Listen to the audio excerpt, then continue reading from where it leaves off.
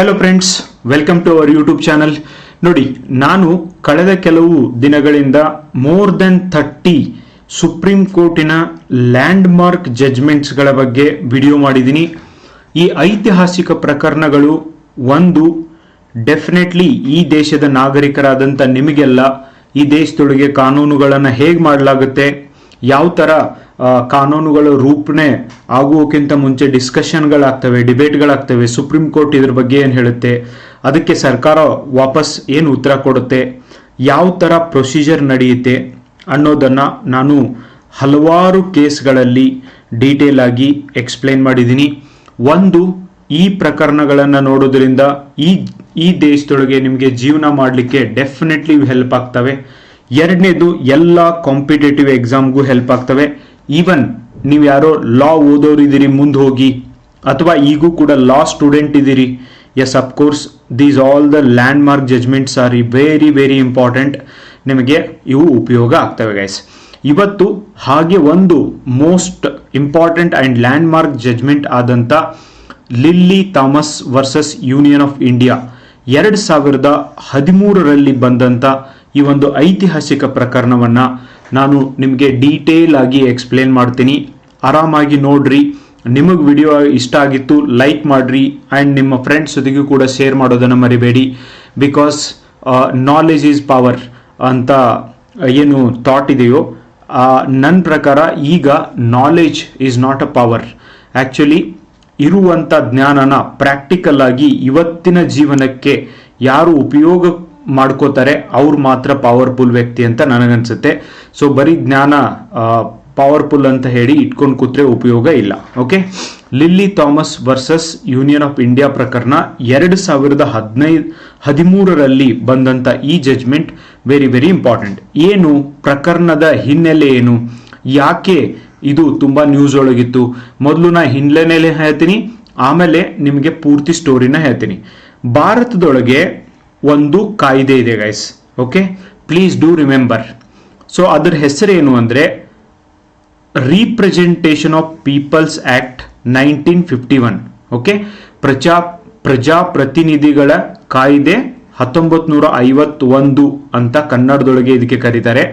ಪ್ರಜಾಪ್ರತಿನಿಧಿಗದ ಕಾಯ್ದೆ ಏನನ್ನ ಹೇಳುತ್ತೆ ಅಂದರೆ, ಒಬ್ಬ ವ್ಯಕ್ತಿ MLA ಆಗಬೇಕು, MP ಆಗಬೇಕು, ಆದಮೇಲೆ ಅವ್ರಿಗೆ ಏನು ಅಧಿಕಾರಗಳಿದಾವೆ, ಅವರನ್ನು ಯಾವಾಗ ಪಾರ್ಲಿಮೆಂಟ್ ಅಥವಾ ಅಸೆಂಬ್ಲಿಯಿಂದ ಸಸ್ಪೆಂಡ್ ಮಾಡಬೇಕು, ಅವ್ರಿಗೆ ಯಾವ ಕೇಸ್ ಇದ್ದಾಗ ಎನ್ಕ್ವೈರಿನ ಕರಿಬೇಕು, ಮತ್ತು MLA MP ಗಳಿಗೆ ಏನು ಇಮ್ಯುನಿಟಿ ಇದೆ ಅನ್ನುವಂಥ ರಾಜಕಾರಣಿಗಳಿಗಾಗಿನೇ ಇರುವಂಥ ಒಂದು ಕಾಯ್ದೆ ಅಂದರೆ ರೀಪ್ರೆಸೆಂಟೇಷನ್ ಆಫ್ ಪೀಪಲ್ಸ್ ಆಕ್ಟ್ 1951.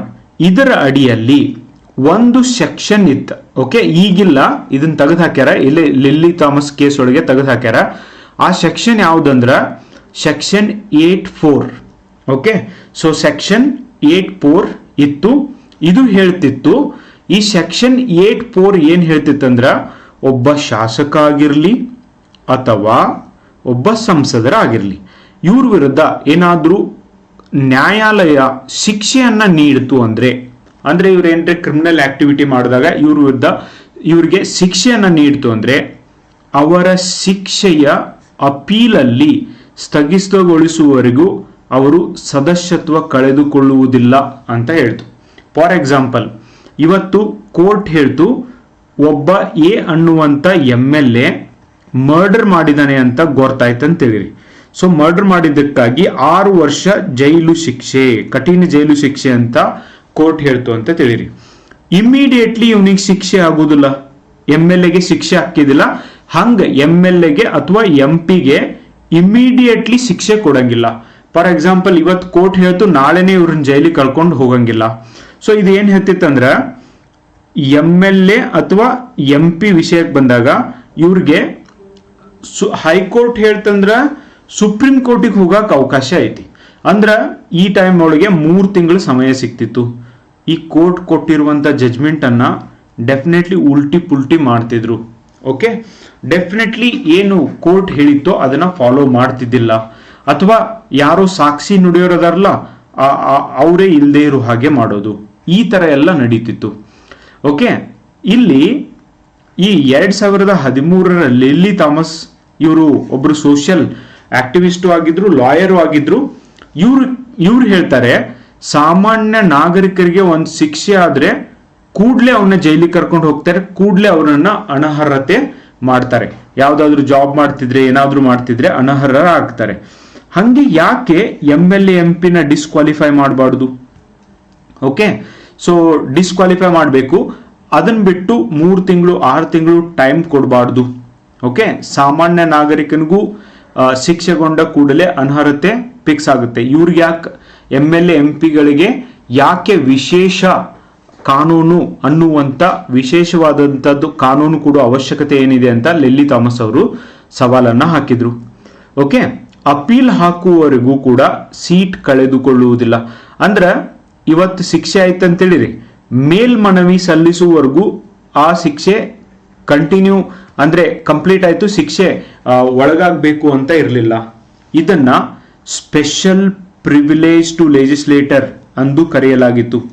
ಅಂದ್ರ ಈಗ ಒಬ್ಬ MLA MP ಇವತ್ತು ಜೈಲ್ ಆಯ್ತಂದ್ರ ಅವ ಇಮಿಡಿಯೇಟ್ಲಿ ಜೈಲಿಗೆ ಹೋಗೋ ಅವಶ್ಯಕತೆ ಇಲ್ಲ. ಅವ ಏನ್ ಮಾಡ್ಬೇಕು, ಹೈಯರ್ ಕೋರ್ಟಿಗೆ ಅಪೀಲ್ ಹೋಗ್ಬೇಕು, ಇನ್ ಬಿಟ್ವೀನ್ ಸಮಯ ಸಿಗುತ್ತೆ. ಅದು ಆದ್ಮೇಲೆ ಅವ್ನ್ ಡಿಸ್ಕ್ವಾಲಿಫಿಕೇಶನ್ ಆಗ್ತಿತ್ತು. ಇದು ತಪ್ಪಾನೆ.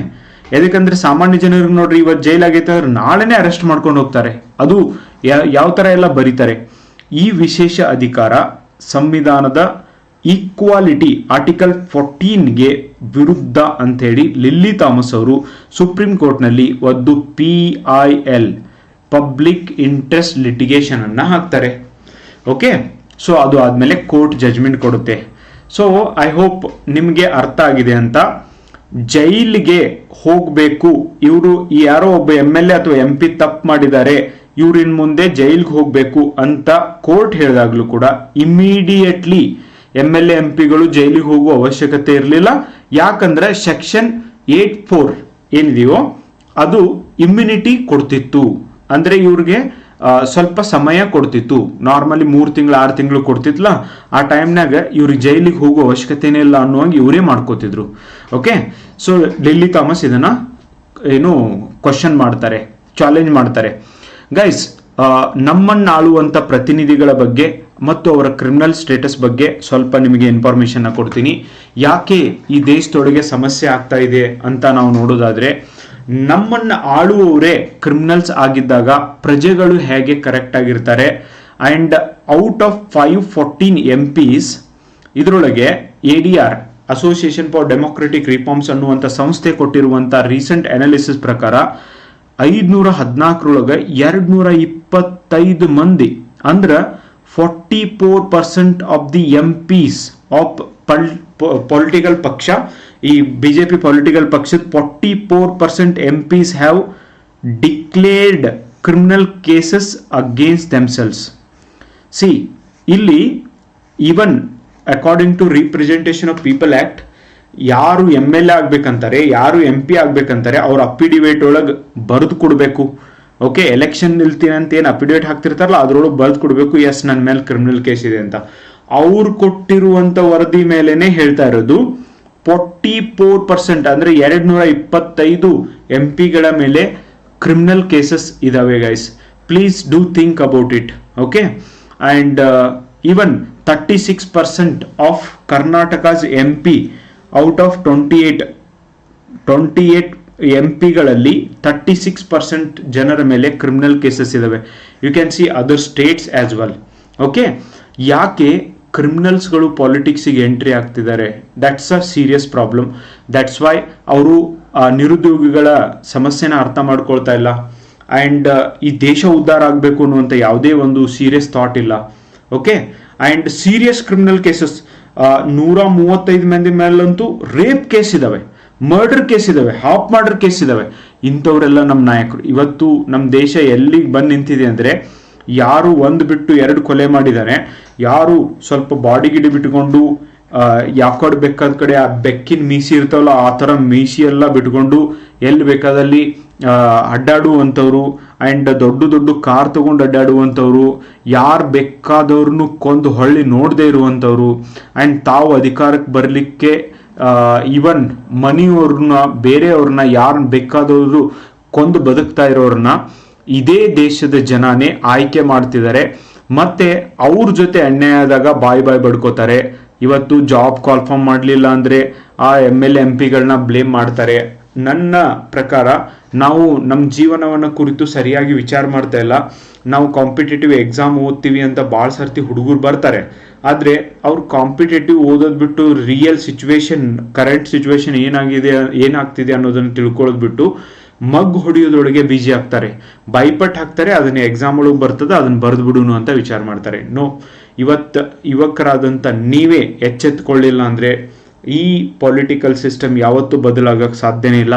ಕೊಟ್ಟವ್ರಿಗೇನೆ ಹೊಳ್ಳಿ ಮುಳ್ಳಿ ಅಧಿಕಾರ ಕೊಡೋದ್ರಿಂದ ಡೆಫಿನೆಟ್ಲಿ ಹಿಂಗಾಗುತ್ತೆ guys. Serious criminal case, rape case ಇದಾವೆ, ಪೋಕ್ಸೋ ಕೇಸ್ ಇದಾವೆ, ಇನ್ನೂ ಯಾವ್ಯಾವ ಕೇಸ್ಗಳು ಹಾಕಬೇಕು ಗೈಸ್ ಇವ್ರ ಮೇಲೆ. ಆ್ಯಂಡ್ ಇಂಥವ್ರೆಲ್ಲರೂ ನಮ್ಮನ್ನು ಆಳುವಂಥ ನಾಯಕರು. ಸೊ ಕೊಲೆ ಯಾರು ಮಾಡ್ತಾರೆ ಆ್ಯಂಡ್ ಯಾರು ದರೋಡೆ ಮಾಡಿದ್ದಾರೆ, ಯಾರು ಜೈಲ್ಗೆ ಹೋಗಿ ಬಂದಿದ್ದಾರೆ, ಅಣ್ಣ ನೀನೇ ಅಣ್ಣ, ನಾವು ನಿನ್ನ ಹಿಂದಿರ್ತೀವಣ್ಣ ಅಂತ ಹೇಳುವಂಥ ಮೂರ್ಖರು ಎಲ್ಲಿವರೆಗೂ ಈ ಭೂಮಿ ಮೇಲೆ ಇರ್ತಾರೋ, ಈ ದೇಶದೊಳಗಿರ್ತಾರೋ ಅಲ್ಲಿವರೆಗೂ political masters, they are nothing wrong in from them. ಅವ್ರ ಕಡೆಯಿಂದ ಏನೂ ತಪ್ಪಿಲ್ಲ. ಓಕೆ, ಅವ್ರು ಏನು ಮಾಡಬೇಕು ಅದನ್ನ ಮಾಡ್ತಿದ್ದಾರೆ. ಆದರೆ ಜನ ಮಾತ್ರ ಏನು ಮಾಡಬೇಕು ಅದನ್ನ ಮಾಡ್ತಿಲ್ಲ. ಅದಕ್ಕೇನೆ ಕಾಲ್ಫಾರ್ಮ್ ಆಗೋದಿಲ್ಲ, ಅದು ಆಗೋದಿಲ್ಲ ಅಂತ ಸೊ ಹೇಳೋದು ಗೈಸ್. ಅರ್ಜಿದಾರರು ಯಾರು? Lily Thomas. ಓಕೆ, ನಾನು ತಮ್ನಿಲಲ್ಲಿ ಫೋಟೋ ಹಾಕಿದ್ದೀನಿ ನೋಡಿ. ಹಿರಿಯ ವಕೀಲೆ ಆಗಿದ್ರು ಮತ್ತು ಸಾಮಾಜಿಕ ಹೋರಾಟಗಾರ್ತಿ ಆಗಿದ್ರು. ಅವರು ಹಲವು ಸಾರ್ವಜನಿಕ ಹಿತಾಸಕ್ತಿ ಅರ್ಜಿಗಳನ್ನು ಹಾಕಿದ್ರು. PIL, ಪಬ್ಲಿಕ್ ಇಂಟ್ರೆಸ್ಟ್ ಲಿಟಿಗೇಷನ್ ಹಾಕಿದ್ರು. Issue before the supreme court ಏನಿತ್ತು ಅಂದ್ರೆ, ಕೋರ್ಟ್ ಮುಂದೆ 3 ಪ್ರಶ್ನೆಗಳು. ಒಂದನೇದು, representation of people act section 84 ಸಂವಿಧಾನದ ಆರ್ಟಿಕಲ್ 102 ಮತ್ತು 191ಕ್ಕೆ ವಿರುದ್ಧವಾಗಿದೆ ಅಂತ ಇಲ್ಲಿ ಹೇಳಲಾಯಿತು. ಆರ್ಟಿಕಲ್ 102 ಏನ್ ಹೇಳುತ್ತೆ? MP ಗಳ ಅನರ್ಹತೆ. ಆರ್ಟಿಕಲ್ 191 MLA MLCಗಳ ಅನರ್ಹತೆ. ಇವುಗಳಲ್ಲಿ ಯಾವುದು MPs MLAಗೆ ವಿಶೇಷ ಪ್ರೊಟೆಕ್ಷನ್ ಕೊಟ್ಟಿಲ್ಲ. ಓಕೆ ಅಂತ ಕೂಡ ಹೇಳಲಾಯಿತು. ಶಾಸಕರು ಶಿಕ್ಷೆಗೆ ಗುರಿಯಾದ ಕೂಡಲೇ ಓಕೆ ಅವರ ಸೀಟನ್ನ ಕಳೆದುಕೊಳ್ಳಬೇಕೆ ಅಥವಾ ಅವರಿಗೆ ಅಪೀಲ್ ಹಾಕಲು ಗ್ರೇಸ್ ಪೀರಿಯಡ್ ಕೊಡಬೇಕೆ ಅಂತ ಚಾಲೆಂಜ್ ಮಾಡಲಾಯಿತು. ಈಗ ಇವತ್ತು ಶಿಕ್ಷೆ ಕೊಟ್ಟಾರಂದ್ರೆ ಇವತ್ತೇ ಅವರು ಜೈಲಿಗೆ ಹೋಗಬೇಕು ಅಥವಾ ಗ್ರೇಸ್ ಪೀರಿಯಡ್ ಕೊಡಬೇಕು. ಸೊ ಸಾಮಾನ್ಯ ನಾಗರಿಕರು ಮತ್ತು ಶಾಸಕರು ಇವೆರಡರಿಗೂ ಸಮಾನ ಮಾನದಂಡ ಅನ್ವಯಿಸಬೇಕೆ ಅನ್ನುವಂಥ ಪ್ರಶ್ನೆನ ಕೇಳಲಾಯಿತು. ಇದಕ್ಕೆ ಸುಪ್ರೀಂ ಕೋರ್ಟ್ನ ಉತ್ತರ ಏನಾಗಿದ್ದು? ಸುಪ್ರೀಂ ಕೋರ್ಟ್ನ ಜಜ್ಮೆಂಟ್ನಲ್ಲಿ ಜುಲೈ 10, 2013 ಅಲ್ಲಿ ಈ ಜಡ್ಮೆಂಟ್ ಬರುತ್ತೆ ಗೈಸ್. ಇಲ್ಲಿ ಬೆಂಚ್ ಏನ್ ಹೇಳುತ್ತೆ ಅಂದ್ರೆ, ಬೆಂಚ್ ಒಳಗೆ ಯಾರ್ಯಾರಿದ್ರು ಅಂದ್ರೆ, ಒಂದನೇದು justice AK Patnaik and justice SJ ಮುಖ್ಯೋಪಾಧ್ಯಾಯ, ಇವರಿಬ್ಬರ ಬೆಂಚ್ ಇದಾಗಿತ್ತು. ಅಂಡ್ ಮುಖ್ಯ ತೀರ್ಪು ಏನಂದ್ರೆ, section 8 sub class 4 is considered as unconstitutional.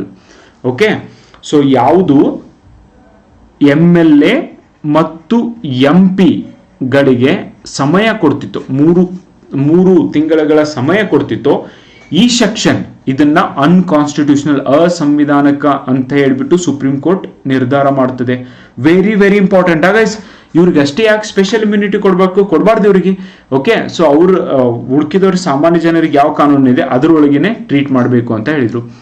MLA ಅಥವಾ MP ಯಾರೇ ಆಗಿರಲಿ, ಅವರಿಗೆ ಶಿಕ್ಷೆ ಆದ ತಕ್ಷಣ ಮೆಂಬರ್ಶಿಪ್ ಸ್ವಯಂ ರದ್ದು, ಇಮಿಡಿಯೇಟ್ ಡಿಸ್ಕ್ವಾಲಿಫಿಕೇಶನ್ ಅಂತ ಹೇಳಲಾಯಿತು. ಅಂಡ್ ಇದರ ಅರ್ಥ ಏನು ಅಂದ್ರೆ, ನೋಡಿ, 2 ವರ್ಷಕ್ಕಿಂತ ಹೆಚ್ಚು ಜೈಲು ಶಿಕ್ಷೆಯನ್ನು ಅನುಭವಿಸಿದ್ರೆ MLA ಅಥವಾ MP ಅವ್ರನ್ನ ಡಿಸ್ಕ್ವಾಲಿಫೈ ಮಾಡಬೇಕು ಅಂತ ರೀಪ್ರೆಸೆಂಟೇಷನ್ ಆಫ್ ಪೀಪಲ್ ಆಕ್ಟ್ ಒಳಗೂ ಇದೆ. ಅಪೀಲ್ ಹಾಕಿದರೂ ಕೂಡ ಸೀಟ್ ಉಳಿಯುವುದಿಲ್ಲ ಅಂತ ಹೇಳಬೇಕು ಅಂತ ಹೇಳ್ತು. ಇದನ್ನ ಇನ್ಸ್ಟಂಟ್ ಡಿಸ್ಕ್ವಾಲಿಫಿಕೇಶನ್ ರೂಲ್ಸ್ ಅಂತ ಕೂಡ ಕರೀಲಾಯಿತು. ಅಂಡ್ 2013ರಲ್ಲಿ ಇವನ್ ರಾಹುಲ್ ಗಾಂಧಿ ಅವರು ಕೂಡ ಕೇಂದ್ರ ಸರ್ಕಾರದೊಳಗೆ ಓಕೆ ಸುಪ್ರೀಂ ಕೋರ್ಟ್ ನೀಡಿದ ಪ್ರಮುಖ ಕಾರಣಗಳು, reason 1 article 101, 2 and article 999, 190 and 191ರಲ್ಲಿ ಯಾರಿಗೂ ಸ್ಪೆಷಲ್ ಪ್ರೊಟೆಕ್ಷನ್ ಇಲ್ಲ ಅಂತ ಹೇಳಲಾಯಿತು. ಓಕೆ, ಅಂಡ್ ಸಹಕಾರು MPs MLAs ಯಾವುದೇ ವಿಶೇಷ ಪ್ರೊಟೆಕ್ಷನ್ ಇಲ್ಲ ಅಂತ ಹೇಳಲಾಯಿತು. ಅಂಡ್ ಪಾರ್ಲಿಮೆಂಟ್ ಕಾನೂನಿನಿಂದ ಇಂತಹ ಪ್ರೊಟೆಕ್ಷನ್ ಕೊಡುವುದಿಲ್ಲ. ಓಕೆ, ಸೊ ಇಂಥ ಪ್ರೊಟೆಕ್ಷನ್ನ ಕೊಡೋದಿಲ್ಲ. Reason being equality before law. Okay, ಕಾನೂನಿನ ಮುಂದೆ ಎಲ್ಲರೂ ಕೂಡ ಒಂದೇ ಅಂತ ಹೇಳಿದರು. ನೆಕ್ಸ್ಟ್, ನಾಗರಿಕರಿಗೆ ಒಂದು ನಿಯಮ, ಶಾಸಕರಿಗೆ ಮತ್ತೊಂದು ನಿಯಮ. ಹಂಗ್ಯಾಂಗ ನಡಿತೈತಿ ಈ ದೇಶದೊಳಗೆ? ಸೊ ನಾಗರಿಕರಿದ್ದಲ್ಲೇ ಶಾಸಕರಾಗ್ಯಾರ, ಸೊ ಹಂಗ್ಯಾಂಗ ನಡಿತೈತಿ? ಇದು ಸಮಾನತೆಯ ತತ್ವಕ್ಕೆ ವಿರುದ್ಧವಾಗಿದ್ದು ಅಂತ ಕೂಡ ಹೇಳಿದರು. ಸೊ ಜನಪ್ರತಿನಿಧಿಗಳ ಕಾಯ್ದೆಗೆ ಪಾರ್ಲಿಮೆಂಟ್ಗೆ ಇರುವ ಶಾಸನಾಧಿಕಾರ ಆರ್ಟಿಕಲ್ 102, 191 ಮಿತಿಯಲ್ಲಿ ಇರಬೇಕು. ಓಕೆ, ಸೊ ಜನಪ್ರತಿನಿಧಿಗಳ ಕಾಯ್ದೆಯ ಶಾಸನಾಧಿಕಾರ ಮಿತಿಯೊಳಗಿರಬೇಕು ಅಂತ ಹೇಳ್ತು. ಅರ್ಥ, ಪಾರ್ಲಿಮೆಂಟ್ ಡಿಸ್ಕ್ವಾಲಿಫಿಕೇಶನ್ ನಿಯಮ ಮಾಡಬಹುದು. ಡಿಸ್ಕ್ವಾಲಿಫಿಕೇಶನ್ ನಿಯಮನ ಪಾರ್ಲಿಮೆಂಟ್ ಮಾಡಬಹುದು, ಆದರೆ MLAಗೆ ಸ್ಪೇಸ್ ಸವಲು ನೀಡಲಿಕ್ಕೆ ಆಗುವುದಿಲ್ಲ. ಅಂದರೆ MP ಮತ್ತು MLAಗಳಿಗೆ ಇಮ್ಯುನಿಟಿ ನೀಡಲಿಕ್ಕೆ ಆಗೋದಿಲ್ಲ. Reason being convicted persons should not sit in a law making bodies. ಅಂದರೆ ಈಗ ಯಾರು ತಪ್ಪು ಮಾಡಿದ್ದಾರೆ ಅಂತ ಗೊತ್ತಾದ ಮೇಲೂ ಕೂಡ ಅದೇ ಸೀಟ್ನೊಳಗೆ ಅವ್ರು ಮುಂದುವರಿಬಾರ್ದು. ಓಕೆ, ಕಾನೂನಿನ ಉಲ್ಲಂಘಿಸಿದ ವ್ಯಕ್ತಿ ಕಾನೂನಿನ ನಿರ್ಮಾಣ ಮಾಡುವ ಸ್ಥಾನದಲ್ಲಿರಲು ಸಾಧ್ಯವಿಲ್ಲ. ಯಾವ ವ್ಯಕ್ತಿ ಕಾನೂನನ್ನು ಉಲ್ಲಂಘನೆ ಮಾಡ್ಯಾನ ಅವನು ಕಾನೂನನ್ನು ಮಾಡಲಿಕ್ಕೆ ಅರ್ಹನಲ್ಲ ಅಂತ ಹೇಳ್ತು. ಓಕೆ, ಸೊ ತೀರ್ಪಿನ ಪರಿಣಾಮ, ಇಂಪ್ಯಾಕ್ಟ್ ಆಫ್ ದಿ ಜಜ್ಮೆಂಟ್. ಇಲ್ಲಿಗೆ ಏನಾಯಿತು? 2 ವರ್ಷಕ್ಕಿಂತ ಹೆಚ್ಚು ಶಿಕ್ಷೆ ಪಡೆದ MLA, MP ಕೂಡಲೇ ಸೀಟ್ ಕಳೆದುಕೊಳ್ಳುತ್ತಾರೆ. ಓಕೆ, ಬಿಫೋರ್ 2000 ಅಪೀಲ್ ಹಾಕುವವರೆಗೂ ಸ್ಥಾನ ಖಚಿತ ಇತ್ತು. ವೆರಿ ಇಂಪಾರ್ಟೆಂಟ್, ಇದು ಅಷ್ಟೇ ಡಿಫರೆನ್ಸ್. 2013 ಅಪೀಲ್ ಹಾಕಿದರೂ ಕೂಡ ಇನ್ಸ್ಟಂಟ್ ಡಿಸ್ಕ್ವಾಲಿಫಿಕೇಶನ್. ಓಕೆ, 2013ರವರೆಗೆ ಅಪೀಲ್ ಹಾಕಿದ್ರು ಕೂಡ ಇನ್ಸ್ಟಂಟ್ ಡಿಸ್ಕ್ವಾಲಿಫಿಕೇಶನ್ ಆಗ್ತಿದ್ರು. ಓಕೆ, ಇನ್ನು ಮುಂದೆ ನೆಕ್ಸ್ಟ್, ಹಲವು ರಾಜಕೀಯ ನಾಯಕರಿಗೆ ಈ ತೀರ್ಪು ನೇರವಾಗಿ ಪ್ರಭಾವವನ್ನು ಬೀರಿದ್ದನ್ನು ಕಾಣ್ತೀವಿ. Lalu Prasad Yadav, fodder scam, Jayalalithaa later overturn. Okay, and Rashid Masood ಇವರ ಸೀಟ್ಗಳು ತಕ್ಷಣ ಕಳೆದು ಹೋದವು. ಎದಕ್ಕಂದ್ರೆ ಒಂದು ಸಾರ್ತಿ ಅರೆಸ್ಟ್ ಆಗಿದ್ರು ಅಥವಾ ಕೇಸ್ ಹಾಕಿದ್ರು ಅಂದರೆ ಸೊ ಅವರು ಸೀಟ್ನ ಕಳ್ಕೊತಿದ್ರು. Next, parliament try to reverse the judgment. Okay, government tried ordinance 2013 and amendment in representation of people act. ಆದರೆ ಸಾರ್ವಜನಿಕ ವಿರೋಧ ಮತ್ತು ಅಣ್ಣಾ ಹಜಾರೆ ಚಳುವಳಿ ಕಾರಣದಿಂದ ಆರ್ಡಿನನ್ಸ್ ಹಿಂಪಡೆಯಲಾಯಿತು. ಈವನ್ ರಾಹುಲ್ ಗಾಂಧಿ ಪಾರ್ಲಿಮೆಂಟ್ ಒಳಗೆ ಈ ಪೇಪರ್ಸ್ಗಳನ್ನು, ಈ ಬಿಲ್ಲಿನ ಪೇಪರ್ಸ್ಗಳನ್ನು, ಅಮೆಂಡ್ಮೆಂಟ್ನ ಪೇಪರ್ಸ್ಗಳನ್ನು ಹರಿದು ಹಾಕಿದ್ರು. ನಂತರ ಅವರೇ ಇದೇ ಕಾಯ್ದೆ ಅಡಿಯಲ್ಲಿ ಅರೆಸ್ಟ್ ಕೂಡ ಆಗಿದ್ದು. ಓಕೆ, ಸೊ ಆ ಒಂದು ನ್ಯೂಸ್ ಪೇಪರ್ ಪ್ರಕರಣದೊಳಗೆ ಅವರು ಅರೆಸ್ಟ್ ಆಗ್ತಾರೆ. ಸಂವಿಧಾನ ಸಂಬಂಧಿಸಿದ ವಿಧಿಗಳು ಡಿಸ್ಕ್ವಾಲಿಫೈ ಆಗ್ತಾರೆ, ನಾಟ್ ಅರೆಸ್ಟ್, ಡಿಸ್ಕ್ವಾಲಿಫೈ ಆಗ್ತಾರೆ. Okay, articles involved, article 102 disqualification of MPs, article 191 disqualification of MLAs, article 101, 190 vacancy of seats, article 14 equality before law, article 13 invalidity of unconstitutional laws. Okay, so exam point of view, Lily Thomas case 2013 struck down by Representation of People Act section 8(4). Okay, so section 8 subclause 4 as a unconstitutional. MPs, MLAs conviction, immediate disqualification. Article 14 violated equal protection of law. Parliament cannot give special privileges to elected representative. Landmark case strengthen the political morality. Politician ಅದಾನ ಅನ್ನೋದಕ್ಕೆ ಅವನಿಗೆ immunity ಕೊಡೋಕೆ ಸಾಧ್ಯನೇ ಇಲ್ಲ. Okay, ಅವನಿಗೂ ಕೂಡ ಶಿಕ್ಷೆ ಆಗಲೇಬೇಕು ಅಂತ ಎರಡು ಹೇಳಿದೆ. Prevented criminalisation of politics. It make prevent criminalisation of politics. Very very important. ಇವತ್ತು politicisation of crime and criminalisation of politics is a big problem. And 2 ವರ್ಷಕ್ಕಿಂತ ಹೆಚ್ಚು ಶಿಕ್ಷೆ, ಶಾಸಕರ ಅನರ್ಹತೆ ತಕ್ಷಣ ಆಗ್ತದೆ ಅನ್ನುವಂಥ ಐತಿಹಾಸಿಕ ತೀರ್ಪನ್ನು ಸುಪ್ರೀಂ ಕೋರ್ಟ್ ನೀಡಿತು. ಇವತ್ತು ಶಿಕ್ಷೆ ಆಗ್ಯದಂದ್ರೆ ಅವತ್ತೇ ಶಾಸಕರ ತಮ್ಮ ಸ್ಥಾನಮಾನವನ್ನು ಕಳ್ಕೊತಾರೆ. ಓಕೆ, ಶಿಕ್ಷೆಗೆ ಒಳಗಾದ ಶಾಸಕ ಅಥವಾ ಸಂಸದರು ಅರ್ಹಗೊಳ್ಳಬೇಕು ಎಂದು ತೀರ್ಪು ನೀಡಿದ್ದು ಯಾವುದು ಪ್ರಕರಣದೊಳಗೆ ಅಂತ ನಿಮಗೆ ಪ್ರಶ್ನೆ ಇದೆ. ಓಕೆ, ಸೊ ಶಿಕ್ಷೆಗೊಳಗಾದ ವೆರಿ ವೆರಿ ಇಂಪಾರ್ಟೆಂಟ್ ಗೈಸ್. MCQsಗಳು ಪ್ರಾರಂಭ ಆದವು. Okay, I hope supreme court ಏನು ಹೇಳ್ತೋ ನಿಮಗೆ ಕ್ಲಿಯರ್ ಆಗಿ ಅರ್ಥ ಆಗಿದೆ ಅಂತ. ಕೇಶವಾನಂದ ಭಾರತಿ ಅಲ್ಲ, ಮಿನರ್ವಾ ಮಿಲ್ಸ್ ಅಲ್ಲ, lily Thomas versus union of India case. ನೋಡ್ರಿ ಗೈಸ್, ಇವ್ಕೂರ್ನ ಎಲ್ಲ ಪ್ರಕರಣಗಳನ್ನು ನಾನು ಮಾಡಿದ್ದೀನಿ. ಓಕೆ, ಸೊ ದಯವಿಟ್ಟು ಒಂದು ಸಾರ್ತಿ ಜಜ್ಮೆಂಟ್ ವಿಡಿಯೋಗಳನ್ನ ನೋಡಲಿಕ್ಕೆ ಸಾಧ್ಯ ಆಗಬೇಕು. ಲಿಲ್ಲಿ ಥಾಮಸ್ ಪ್ರಕರಣ ಯಾವ ಕಾಯ್ದೆ ಯಾವುದಾದರೂ ಪ್ರಮುಖ ಸೆಕ್ಷನ್ ಅನ್ನ ಅಸಂವಿಧಾನಿಕ ಎಂದು ಘೋಷಿಸಿತು ಅಂತ ನಿಮಗೆ ಪ್ರಶ್ನೆ ಇದೆ. Okay, so that is representation of people act 1951 section 8 sub class 4. Okay, section 8 sub class 4 ಅನ್ನ ಸಸ್ಪೆಂಡ್ ಮಾಡಲಾಯಿತು. ನೆಕ್ಸ್ಟ್, ಲಿಲ್ಲಿ ಥಾಮಸ್ ಪ್ರಕರಣ ಪ್ರಮುಖ ಪರಿಣಾಮ ಯಾವುದು ಅಂತ ನಿಮಗೆ ಪ್ರಶ್ನೆ ಇದೆ. 2 ವರ್ಷಕ್ಕಿಂತ ಹೆಚ್ಚು ಶಿಕ್ಷೆಗೆ ಒಳಪಟ್ಟ ಬಂದ ಶಾಸಕರು ತಕ್ಷಣ ಆರೋಗ್ಯ ತಕ್ಷಣ ಏನು ಅನರ್ಹಗೊಳ್ಳುತ್ತಾರೆ. 2 ವರ್ಷಕ್ಕಿಂತ ಜಾಸ್ತಿ ಏನ್ರಿ ಜೈಲೊಳಗಿದ್ದು ಬಂದ್ರೆ ಅನರ್ಹಗೊಳ್ಳುತ್ತಾರೆ. ಅದಕ್ಕೆ ಭಾಳ ಸರ್ತಿ ಏನು ಮಾಡ್ತಾರೆ, 18 months 18 ತಿಂಗಳು ಜೈಲೊಳಗಿರ್ತಾರ. ಅದು ಆದಮೇಲೆ ಇವರು ಹೊರಗೆ ಬಂದು 1-2 ದಿನ ಅಡ್ಡಾಡಿ ಮತ್ತೆ ಒಳಗೆ ಹೋಗ್ತಾರೆ. ಓಕೆ, ಯಾಕಂದರೆ ಇಲ್ಲಾಂದರೆ ಡಿಸ್ಕ್ವಾಲಿಫೈ ಆಗ್ತಾರೆ. ನೆಕ್ಸ್ಟ್, ಲಿಲ್ಲಿ ಥಾಮಸ್ ಪ್ರಕರಣದಲ್ಲಿ ಸುಪ್ರೀಂ ಕೋರ್ಟ್ ಯಾವ ಸಂವಿಧಾನ ವಿಧಿಯನ್ನು ಉಲ್ಲಂಘಿಸಲಾಗಿದೆ ಎಂದು ಹೇಳಿದ. ಓಕೆ, ಸೊ ಹೇಳಿದರು ಅಂತ ನಿಮಗೆ ಪ್ರಶ್ನೆ ಇದೆ. Right to equality. Okay, so article 14 of the Indian constitution. Okay, next, Lily Thomas ಪ್ರಕರಣದ ತೀರ್ಪನ್ನ ನೀಡಿದ ಸುಪ್ರೀಂ ಕೋರ್ಟ್ನ ಪೀಠದಲ್ಲಿ ಯಾರು ಇದ್ದರು, ಜಡ್ಜಸ್ಗಳು ಯಾರು ಇದ್ರು ಅಂತ ನಿಮಗೆ ಪ್ರಶ್ನೆ ಇದೆ guys. And that is justice A.K. Patnaik ಮತ್ತು ನ್ಯಾಯಮೂರ್ತಿ S.J. ಮುಖ್ಯೋಪಾಧ್ಯಾಯ ಇವರಿದ್ರು. Okay, very important. ಸೊ ಇಷ್ಟು ಲಿಲ್ಲಿ ಥಾಮಸ್ ಪ್ರಕರಣ ವೆರಿ ವೆರಿ ಇಂಪಾರ್ಟೆಂಟ್. ನಿಮಗೇನು ಅನಿಸುತ್ತೆ, ಕ್ರಿಮಿನಲ್ಸು ಪಾಲಿಟಿಕ್ಸಿಗೆ ಎಂಟ್ರಿ ಆಗಬೇಕಾ? What is the solution then? Okay, ಧಾರವಾಡದ ಸಪ್ತಾಪುರ್ನಲ್ಲಿ ನಮ್ಮ ಹೊಸ ಬ್ರಾಂಚ್ ಪ್ರಾರಂಭ ಆಗಿದೆ. You can come and take admission for PCPSI. ನಿಮಗೆ ಇದೇ ಥರನೇ ಡೀಟೇಲ್ ಆಗಿ ಕೇಸಸ್ಗಳನ್ನ, ಡೀಟೇಲ್ ಆಗಿ ಕರೆಂಟ್ ಅಫೇರ್ಸ್ನ, ಡೀಟೇಲ್ ಆಗಿ ಎಲ್ಲ ವಿಷಯಗಳನ್ನ ಹೇಳ್ಕೊಡ್ತದೆ ಗೈಸ್. ಎಕ್ಸಾಕ್ಟ್ಲಿ ಸಪ್ತಾಪುರ್ ಬಾಯಿ ಮೇಲ್ಗಡೆನೆ ನಮ್ಮ ಕೋಚಿಂಗ್ ಸೆಂಟರ್ ಇದೆ. You can come and visit. PCPSI, FDA, SDA ಯಾರ್ಯಾರೆಲ್ಲ ಓದ್ತಾ ಇದ್ದೀರಿ ಈ ಒಂದು ಸ್ಪರ್ಧಾತ್ಮಕ ಪರೀಕ್ಷೆಗಳಿಗೆ, you can come and take our service. Okay, ಹೆಲ್ಪ್ನ ತೆಗೆದುಕೊಳ್ಬಹುದು. And these are the books available in the market. So ಪುಸ್ತಕ ಯಾರಿಗೆ ಬೇಕೋ ನನ್ನ ನಂಬರ್ಗೆ ಕಾಲ್ ಮಾಡೋದನ್ನು ಮರಿಬೇಡಿ ಗೈಸ್. ಆ್ಯಂಡ್ ಇದೇ ಥರ ಡೀಟೇಲ್ ಆಗಿ ಓದ್ತಾ ಹೋಗಿ. This is my number 7892086178. Okay, ಈ ನಂಬರ್ಗೆ ಕಾಂಟ್ಯಾಕ್ಟ್ ಮಾಡೋದ್ರ ಮೂಲಕ ಪುಸ್ತಕಗಳನ್ನ ತರಿಸ್ಕೊಳ್ಬೋದು. Thank you so much for watching the video. Bye, take care.